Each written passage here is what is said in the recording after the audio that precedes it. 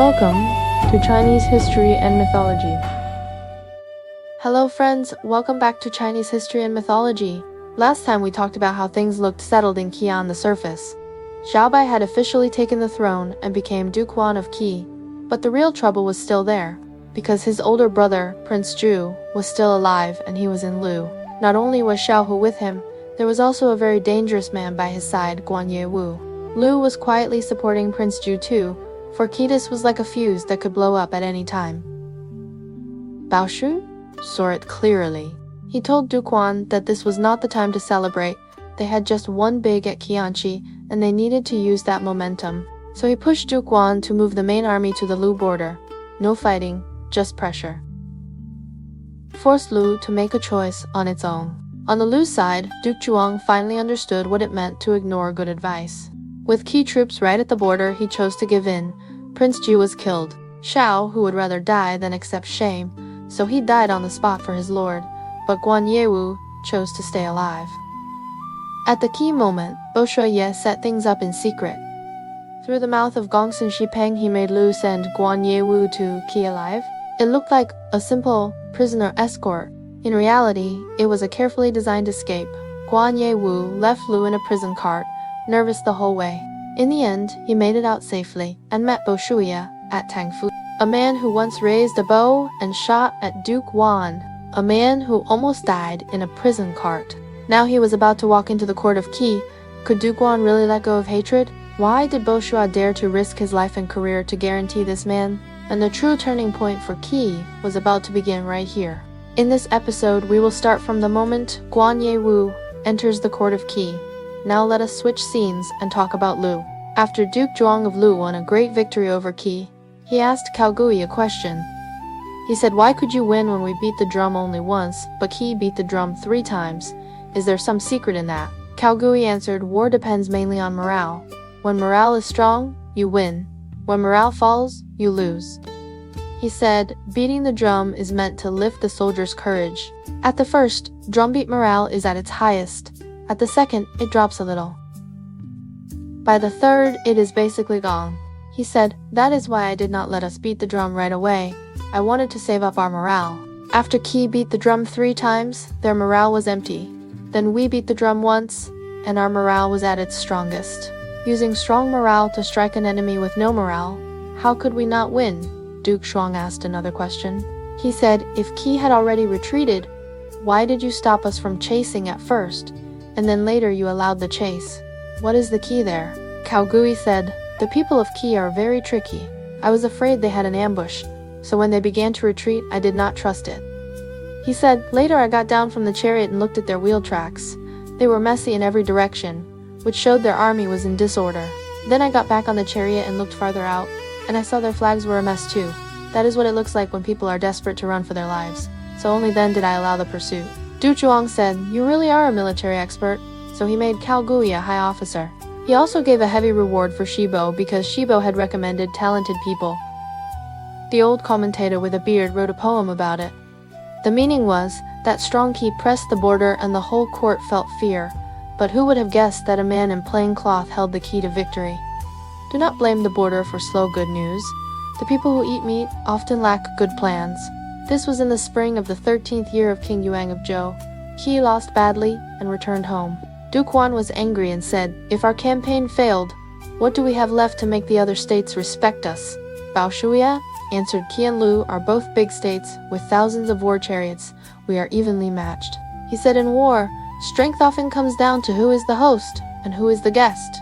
He said, "Back at Qian, I was the host, so we beat Lu. Today, at Changzhou, Lu was the host, so we lost to them." He said, "I am willing to follow your order and go borrow troops from Song. If Qi and Song attack together, we will surely win." Duke Zhuang accepted his advice. He sent an envoy to Song with rich gifts and asked Song to send troops. The ruler of Song was Duke Min when Duke Zhuang of Qi was alive. Song and Qi had frequent contact. Now that Xiaobai had taken the throne, Song was already planning to renew ties. So they set the date for the joint campaign as early summer, in the first 10 days of the 6th month. The 2 armies would meet at Langcheng. When early June arrived, Song sent Nangong Changguan as the main commander, with Meng Huo as his deputy, and they marched out. Qi sent Bo Shuya as the main commander, with Zhong Sengju as his deputy, and they led the army as well. The two armies gathered at Langshang.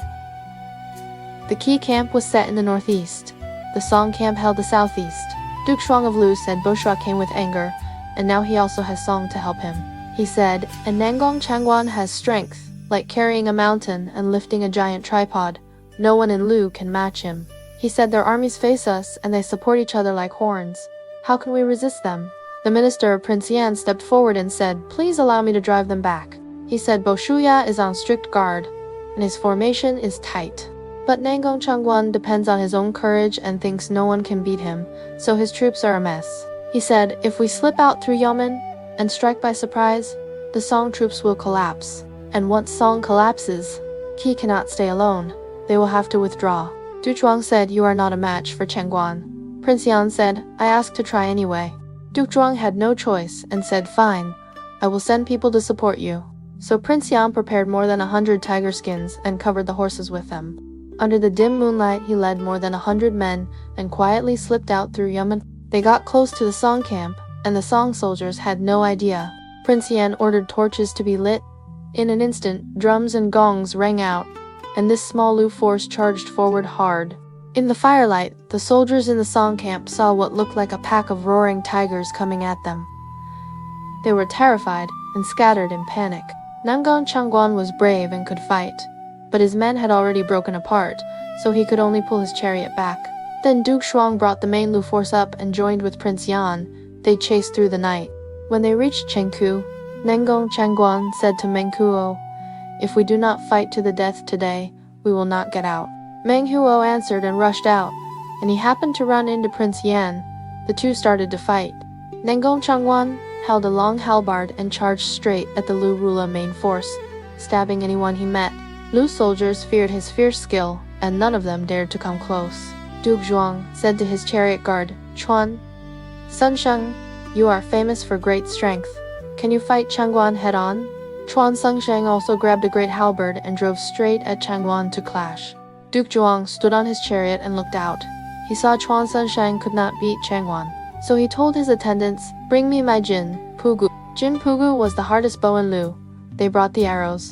Duke Zhuang set an arrow on the bow, aimed at Changguan, and shot. The arrow hit Changguan in the right shoulder and went deep into the bone. Changguan tried to pull the arrow out with his hand. At that moment, his grip loosened just a little. Chuan Sunsheng used all his strength and drove his halberd through Changguan's left thigh. Changguan fell. He struggled to rise. Chuan Sunsheng jumped down fast and pinned him with both hands. The soldiers rushed in and tied Changguan up. When Meng Huo saw that the main commander had been captured alive, he abandoned his chariot and ran. Duke Zhuang won a complete victory and announced the withdrawal. Chuan Sunsheng brought Changguan in chains to present him. Even though Changguan's shoulder and leg were wounded, he could still stand and looked like he felt no pain. Duke Zhuang admired his courage and treated him with rich gifts. When Bo Shuya heard that the Song troops had been crushed, he had no choice but to retreat his army. That year, Duke Huan of Qi, Bai, did something very important. He sent the chief officer, Xi Peng, to the Zhou royal court with an official message. He told the Zhou king that he had taken the throne and was now the ruler of Qi. At the same time, he made another request. He wanted to marry into the Zhou royal family. In the next year, the Zhou king agreed to the marriage. The Zhou king asked Duke Zhuang of Lu to act as the main host for the wedding. He married his own daughter to Duke Huan of Qi. Besides the Zhou king daughter, several smaller states also sent their daughters to Qi. Su, Kai, and Wei also. Then Chu Mu explained it step by step. He said, Zhou easily turns into disrespect. Disrespect turns into arrogance. Arrogance means you stop following ritual and rules. And once you stop following the rules, rebellious thoughts can grow. He said, I hope you stay alert. But Duke Min did not take it seriously. He said, I always joke like that with Nangong Changguan. Nothing will happen. After some time passed, it reached the 15th year of King Zhuang of Zhou. King Zhuang suddenly got sick. Not long after, he died. The Crown Prince Hu Qi took the throne. He became the new Zhou king, known as King Shi of Zhou. The Zhou royal court sent a notice of mourning to Song. It announced that the old king had died and the new king had taken the throne. At that time, Duke Min of Song was out at a place called Mengzi with his wives and concubines. They were out having fun and playing games. They made Nangong Changwan throw a halberd as a performance. Nangong Changwan had a special skill. He could throw the halberd very high. When it fell back down, he could press it down firmly with his hand, and he never missed. Duke Min's wives and concubines all wanted to see this, so Duke Min brought Nangong Changwan over. Nangong Changwan followed the order and performed several times. Every time he succeeded, the wives and concubines praised him again and again, but as Duke Min watched, a bit of jealousy rose in his heart, so he had someone bring out gambling tools. He wanted to compete with Nangong Changwan. They used a large golden measuring cup filled with wine. Whoever lost had to drink one full cup. Gambling was something Duke Min was good at. Nangong Changwan lost 5 rounds in a row. He was forced to drink 5 cups of wine. By then he was more than half drunk. Still, he felt it was not fair. He wanted to keep gambling. Duke Min sneered and said, "You are a prisoner. You are the kind of person who always loses, and you still dare to compete with me." When Nangong Changwan heard that, he felt both ashamed and furious. For a moment he could not even speak. Just then a palace attendant came to report. The Zhou king has sent an envoy with a letter. Duke Min asked and learned the details. It was the message that the old Zhou king had died, and the new Zhou king had taken the throne. Duke Min said, "Now that the Zhou court has a new king, we should send someone right away. We should go to mourn the old king and also offer congratulations." At that moment, Nangong Changwan stepped forward. He asked to go. He said, "I have never been to the Zhou capital. I am willing to serve as envoy and make this trip for Song." When Duke Min heard that, he burst into laughter. He said, "Even if Song had no one left, we would not send a prisoner to be our envoy." Duke Min's wives and concubines also laughed along. Nangong Changwan's face turned red at once. Humiliation was right in front of him. The alcohol was burning in his body, and his emotions snapped. Shame turned into rage in an instant. He cursed Duke Min out loud. He said, "You immoral, foolish ruler. Do you know that even a prisoner can kill?" Duke Min was also provoked. He shouted, "You criminal prisoner, how dare you speak so rudely?" Then he reached out to grab the halberd in Nangong Changwan's hand. He wanted to stab him with it. Nangong Changwan did not fight for the halberd. He grabbed the gambling tools and smashed them at Duke Min. Then he raised his fists and beat him hard. No one expected it. Duke Min was beaten to death right there.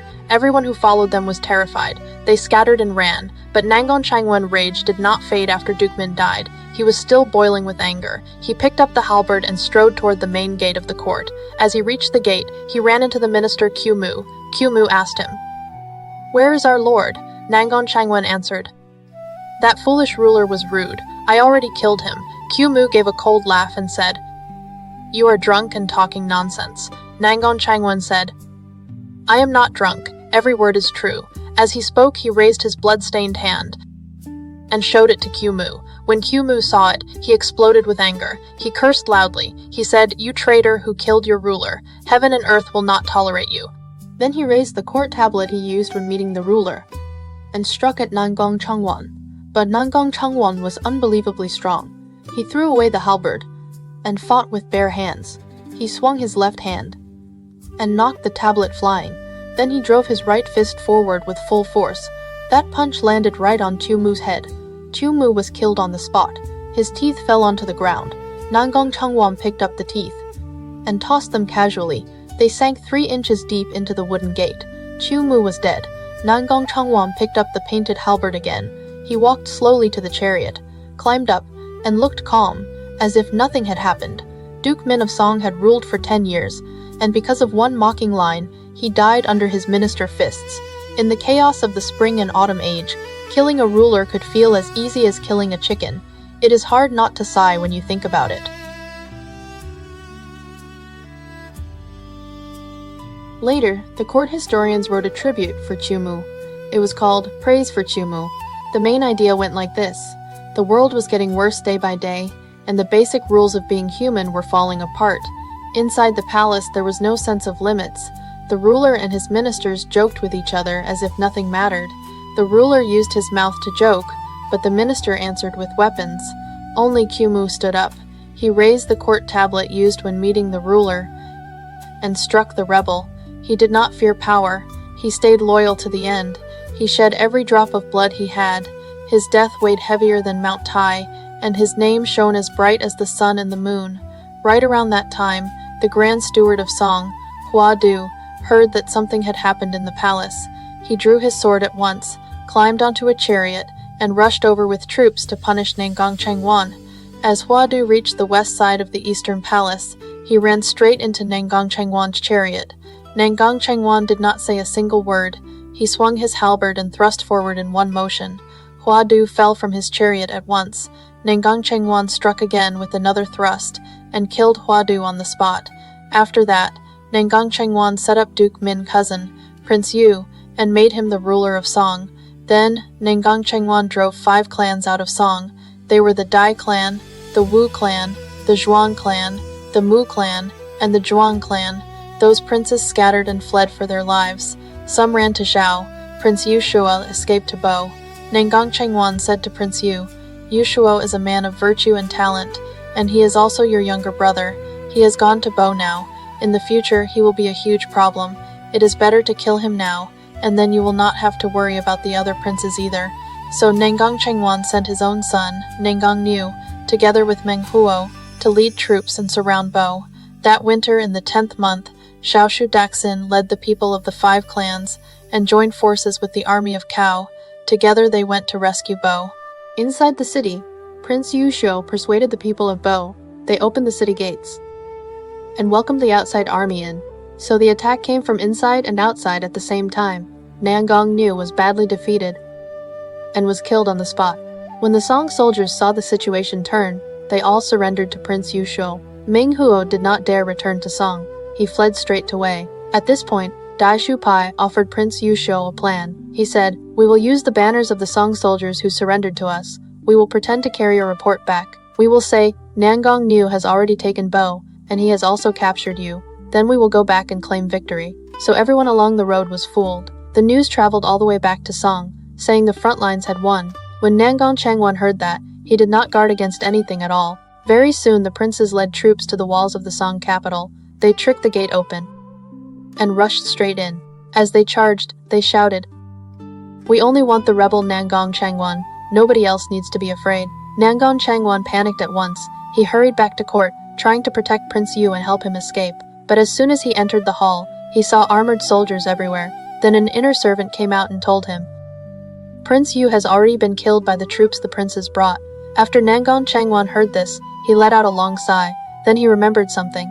Among the states, only Chen and Song had little contact. He planned to flee to Chen, but after only a few steps, he remembered his old mother at home, more than 80 years old. He sighed to himself and said, "Family ties still cannot be thrown away." So he turned back at once. He helped his mother onto a cart. He held the halberd in his left hand and pushed the cart with his right. He charged out through the city gate. Amazingly, not one person dared stop him. From Song to Chen was more than 260 li. Nangang Chengwan pushed the cart as fast as the wind. Within a single day, he reached Chen. That kind of strength is rare in any age. On the other side, after the princes killed Prince Yu, they set up Prince Yu Shuo as the ruler, and he was called Duke Huan of Song. They made Dai Shu Pai a high officer. They also chose capable men from the 5 clans to serve as officers of the ruling house. Xiaoshu Daxin returned to guard Zhao. After that, Song sent an envoy to Wei, asking Wei to hand over Meng Huo. They also sent an envoy to Chen, asking Chen to seize Nangang Chengwan. At that time, Prince Mu Yi was only 5 years old. He stood beside Duke Huan of Song and smiled as he said, "Our ruler worries you might be suspected, so he sent me to become your sworn brother. If you think Chen is too small and want to go to a bigger state, please stay a few more months. I will help prepare chariots and horses for you." When Nangang Chengwan heard this, he cried and said, "If the ruler will shelter me, what more could I ask for?"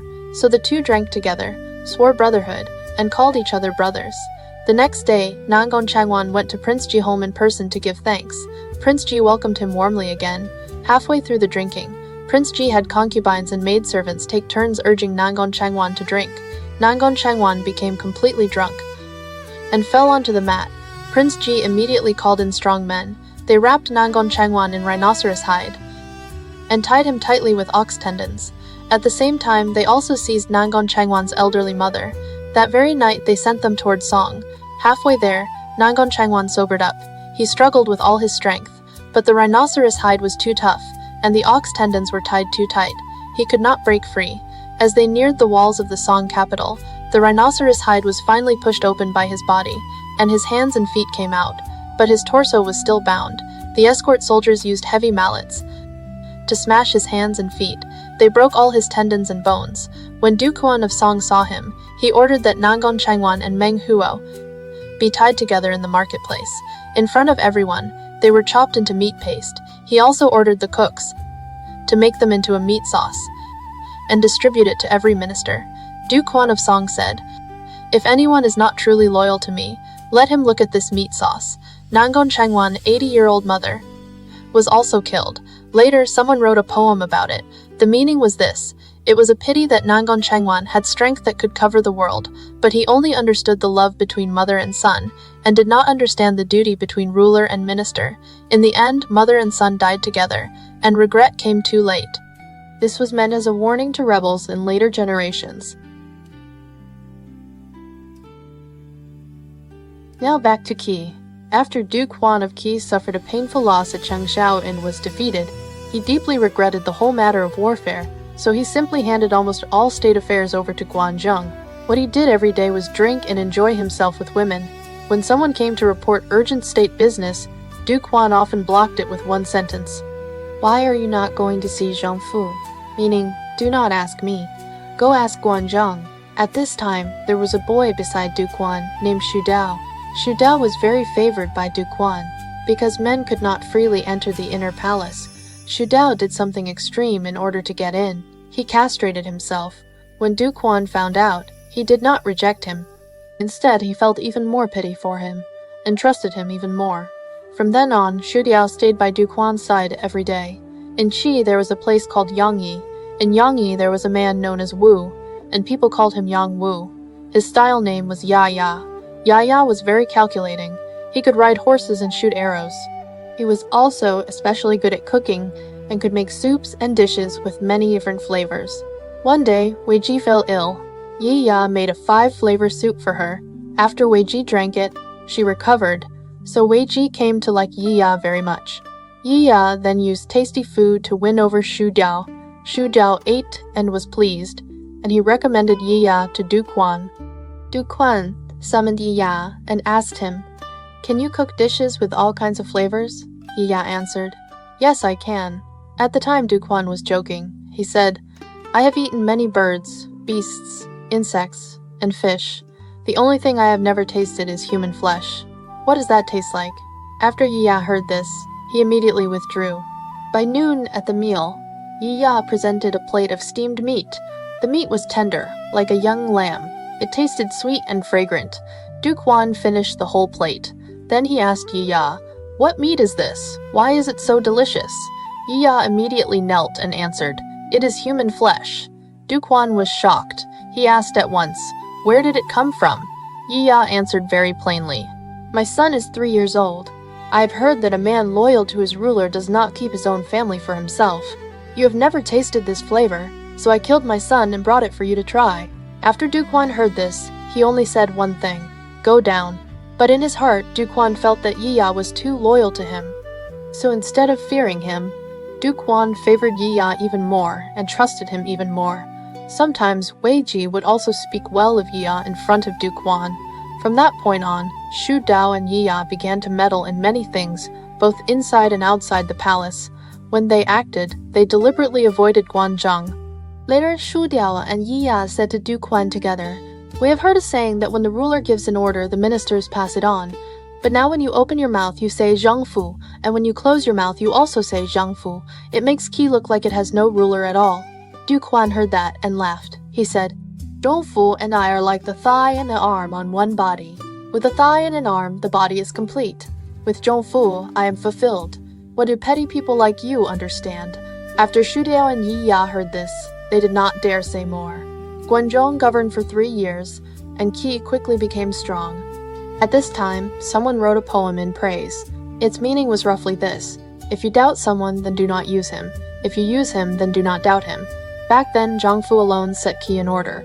If Duke Zhuang could keep trusting him like this, then no matter how many people like Xu Diao and Yang Wu appeared, it would not matter. After finishing Qi, let us talk about Chu. In this period, Chu was at the height of its strength. Chu destroyed Deng. Chu seized Quan. Chu subdued Sui. Chu defeated Yun. Chu also formed an alliance with Zhou. Chu then turned Qi into its dependent state. Among the small states east of the Han River, none dared not bow to Chu. They all had to acknowledge Chu as overlord and present tribute. Only Kai refused to submit. Kai relied on a marriage tie with the ruler of Qi and would not yield to Chu. The states of the Central Plains had also joined together to send troops, but none could defeat Chu. By the time of King Wen of Chu, Zhangzi, Chu had already called itself king for 2 generations. King Wen of Chu had Dou Qi, Kuo Zhang, Dou Babi, Wei Zhang, Dou Lian, and Yu Quan assisting him. King Wen of Chu kept his eyes on the region of Hanyang, and it was clear he wanted to expand into the Central Plains. At this time, the ruler of Kai was Marquis Ai of Kai, Shan Wu. The ruler of Shi was also present. Marquis Ai of Kai and the Marquis of Shi had both married princesses of Chen as their wives. Kai married first, and Shi married later. The Marquis of Shi's wife was of the Gui clan and was called Shi Gui. Shi Gui was extremely beautiful. Once Shi Gui returned to Chen to visit her family. On the way back, she had to pass through Kai. Marquis Ai of Kai said, "My wife's sister has come here. How can I not meet her?" So he sent people to invite Shi Gui into the palace and entertained her warmly. But during the banquet, Marquis Ai of Kai spoke in a teasing way. He showed no proper respect to a guest. Shi Gui was angry and left at once. When she later returned from Chen to Shi, she took a detour and no longer passed through Kai. When the Marquis of Shi heard that Marquis Ai of Kai had meant to flirt with his wife, he hated him deeply. He looked for a chance to take revenge on Kai. The Marquis of Shi sent an envoy to Chu with tribute, and secretly told King Wen of Chu, "Kai relies on the states of the Central Plains and refuses to pay tribute to Chu. If your army pretends to attack our state of Shi, I will pretend to ask Kai for help." Marquis Ai of Kai has courage but no strategy, and he will surely lead troops in person to rescue us. Then your army will be in front and I will be behind. We will strike from both sides and surely capture Marquis Ai of Kai. Once we capture him, Kai will not dare refuse tribute again. King Wen of Chu was delighted and immediately sent troops to attack Shi. The Marquis of Shi at once asked Kai for help. Marquis Ai of Kai fell into the trap exactly. He sent a large army and also led troops himself to rescue Shi. Before the Kai camp could even settle, Chu ambushers rushed out from all directions. Marquis Ai of Kai could not hold them back and hurried to flee toward the city of Shi. But at this moment, the Marquis of Shi closed the city gate and would not let Marquis Ai of Kai enter. So Marquis Ai of Kai had to flee in a great defeat. The Chu army pursued from behind, all the way to Shenyi. There they captured Marquis Ai of Kai. Chu took him back to Shu. The Marquis of Shi rewarded the Chu soldiers and thanked King Wen of Chu. He even escorted King Wen of Chu to the border in person. Only then did Marquis Ai of Kai understand that he had been calculated by the Marquis of Shi. He hated the Marquis of Shi to the bone. After King Wen of Chu returned home, he wanted to kill Marquis Ai of Kai. He even wanted to boil him and use him in sacrifices at the ancestral temple. At this time, Yu Quan stepped out to advise him. Yu Quan said, "In the future you want to attack the Central Plains. If you kill Shan Wu now, all the lords will fear you. It is better to release him. Reconcile instead. That is better." Yu Quan urged him again and again, but King Wen of Chu would not listen. Yu Quan became desperate. With his left hand, he grabbed King Wen's sleeve. With his right hand, he drew a blade and faced the king. "I would rather die together with you than watch you lose the trust of the lords." King Wen of Chu was frightened and said again and again, "I will listen to you." So he released Marquis Ai of Kai. Yu Quan then said to King Wen of Chu, "That you can listen to my words is a blessing for Chu, but for a minister to force a ruler like this is a great crime. I ask you to punish me with the axe and chopping block." King Wen of Chu said, "You are loyal for the state. I do not blame you." But Yu Quan said, "The king may forgive me, but I cannot forgive myself." On the spot, he cut off his own foot with a knife. He shouted loudly, "If any subject is disrespectful to the ruler, let him look at my end." King Wen ordered that the foot be stored in the state treasury, so it would remind him of his own fault in not listening to advice. He also had doctors treat Yu Quan. After Yu Quan healed, he could no longer walk. King Wen then made Yu Quan the chief gatekeeper to manage the city gates, and honored him with the title Taibo, before King Wen of Chu sent Marquis Ai of Kai back. He held a banquet to see him off. During the banquet, there were female performers singing and dancing. Among them was a woman playing the zhang, very beautiful, with graceful manners. King Wen pointed to her and said to Marquis Ai of Kai, "This woman is outstanding in both beauty and skill. Let her pour wine for you." She offered Marquis Ai of Kai a large cup. He drank it. Then she poured another large cup for King Wen and wished him long life. King Wen smiled and asked Marquis Ai of Kai, "Among the women you have seen, is there any peerless beauty?" Marquis Ai of Kai remembered his hatred of the Marquis of Shi for setting him up, and he spoke casually. "In the world, there is no woman who can surpass Shige. She is truly a heavenly woman." King Wen asked, "Where is her beauty?" Marquis Ai of Kai described it in detail. "Her eyes are like autumn water. Her face is like peach blossoms. Her proportions are right. Her movements are elegant. When she walks or stands still, everything fits propriety. Her presence is extraordinary. Among all I have seen, there is no second." King Wen said, "If I could see Lady Shi even once, I would die without regret." Marquis Ai of Kai said, "With your power, it is not hard to see even the wives and concubines of the rulers of Qi and Song. How much more a lady who is within your reach?" King Wen was very pleased and enjoyed himself fully that day. Then Marquis Ai of Kai returned to Kai. After King Wen returned home, he could not stop thinking about Shi Ge. He wanted to possess her. So King Wen came to Shi in the name of inspection. The Marquis of Shi hurried out to welcome him from afar with great respect. He personally arranged King Wen lodging and set a state banquet in the main hall. During the banquet, the Marquis of Shi raised a cup himself and wished King Wen long life. King Wen took the cup and smiled. "In the past, I did something for your lady. Today I have come here. Will the lady not come out and pour me a cup of wine?" The Marquis of Shi feared King Wen and did not dare refuse. He had to agree and sent word into the inner palace. Soon there was the sound of jade pendants. Shai Gui came out, properly dressed. Carpets and cushions had been laid on the ground. Shai Gui bowed to King Wen, and King Wen hurried to return the lei. Shai Gui took a white jade cup and filled it. She held it with both hands. When King Wen saw her hands shining against the white jade cup, he almost fainted. He felt she belonged to heaven and was rarely seen in this world. King Wen wanted to take the cup with his own hands. Shi Gui stayed calm and steady. She passed the cup to a servant. The servant then passed it to King Wen. King Wen drank it in one gulp. Shi Gui bowed again and withdrew to the inner palace. From then on, King Wen's heart held only Shi Gui. Even at the banquet, he could not truly enjoy himself. After the banquet, he returned to his lodging, turning over and over, unable to sleep. The next day, King Wen held a banquet at his own lodging, saying it was to give thanks. But secretly, he had soldiers lying in ambush. The Marquis of Shi came to the banquet. When the wine was halfway through, King Wen pretended to be drunk and said to the Marquis of Shi, "I have done merit for your wife. Today the 3 armies are here. Should the lady not come out to comfort the soldiers?" The Marquis of Shi tried to decline. "Our state is small and cannot meet the king demands. Please consider a small state."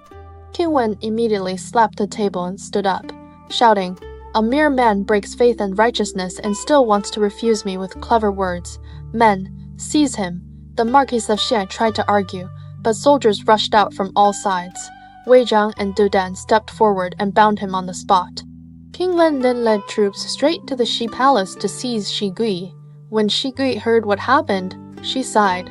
To lead a wolf into the house was something we brought on ourselves.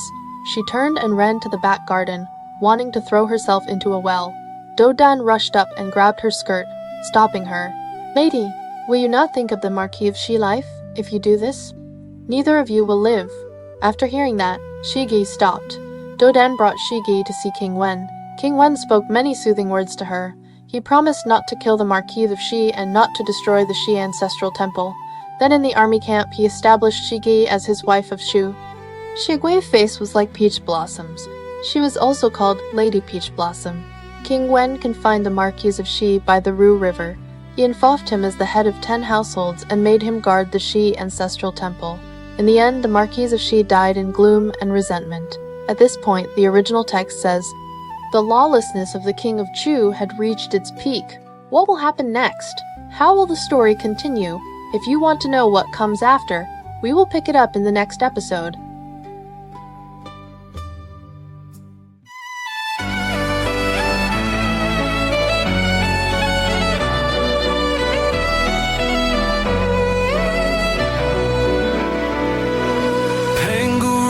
Sky healed the broken heart. Fuxi traced the world's design. Every age leaves stories bright. Yaya dynasty shaped bronze. Shang dynasty cast oracle bones. Thou dynasty built right. Qin dynasty forged the great walls. Han dynasty opened Silk Road winds. Three Kingdoms dynasty turned war to tales. Jin dynasty led ink and mountains bloom. Sui dynasty carved the Grand Canal. Tang dynasty crowned the world with art. Song dynasty raised learning's flame. Yun dynasty swept the northern plains. Ming dynasty strengthened walls again. Qing dynasty closed an ancient end.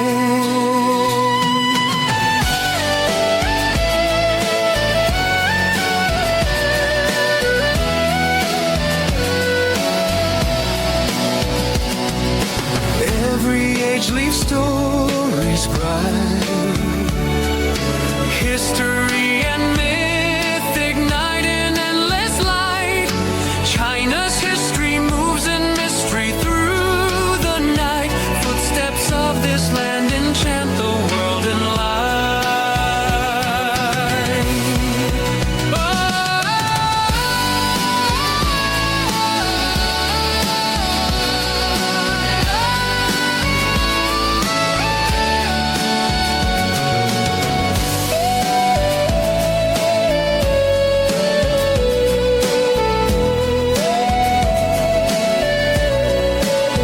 Han dynasty opened Silk Road winds.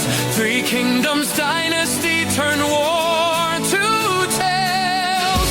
Qin dynasty led ink and mountains bloom.